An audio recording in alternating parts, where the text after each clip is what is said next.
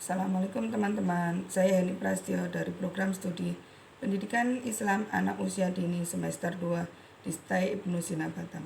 Tujuan pembuatan video untuk memenuhi tugas ujian akhir semester mata kuliah Teknik Penulisan Karya Ilmiah dengan dosen pengampu Ibu Yuli Fatimah Warosari, SKG, SPD, MPD.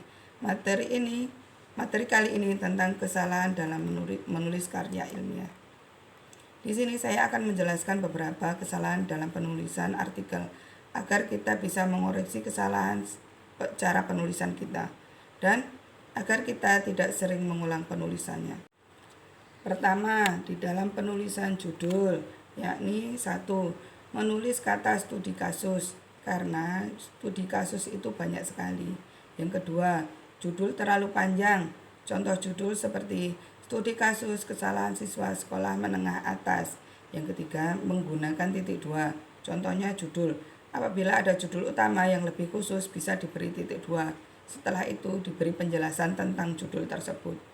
Yang kedua, bagian abstrak, yakni 1. Hasil penelitian tidak dipertimbangkan dan disajikan secara kuantitatif sehingga indikator mengulang kerangka analisis indikator. Yang kedua, kesimpulan dari hasil penelitian yang disajikan, seperti mengulang teori kembali dan tidak memberikan hasil spesifik. Yang ketiga, adanya beberapa kesalahan, yakni kesalahan dalam pemahaman soal tanya jawab. Yang kedua, kesalahan dalam perencanaan penyelesaian. Yang ketiga, kesalahan dalam perencanaan penyelesaian. Yang keempat, kesalahan dalam pemeriksaan kembali. Yang kesemuanya ini sama saja tentang kesalahan dalam teori dan tidak ada hasilnya. Yang ketiga, pendahuluan, yakni 1. Penulisan dalam paragraf pertama dan selanjutnya melompat ke pembahasan. Yang kedua, tidak ada ketersambungan antara paragraf sebelum dan selanjutnya tidak nampak hasilnya. Yang ketiga, tidak ada rujukan atau hasil penelitian yang mendukung. Yang keempat, tidak bisa memposisikan penelitian seperti penelitian yang sudah ada. Keempat, tentang kerangka teoritik, kesalahannya berupa tidak ada sumbernya atau ada sumber penelitiannya tapi tidak dicantumkan. Yang kelima, metode penelitian.